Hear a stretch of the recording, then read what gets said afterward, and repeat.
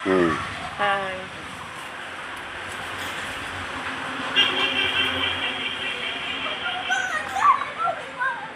Hello guys, দেখুন হনুমান এসেছে। বহু বছর বাদে রাম আমাদের বাড়িতে দেখা দিয়েছে। তো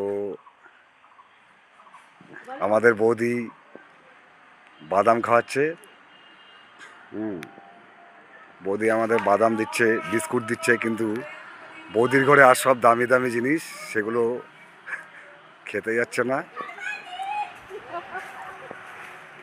কেন বাদাম খেলো তো? হ্যাঁ, বাদাম বাদাম খেলো। খেয়েছে, বিস্কুট খেয়েছে। বৌদি আবার যাচ্ছে কলা নিয়ে, হাতে হাতে দিতে চেয়েছে। হ্যাঁ, নিয়েছে।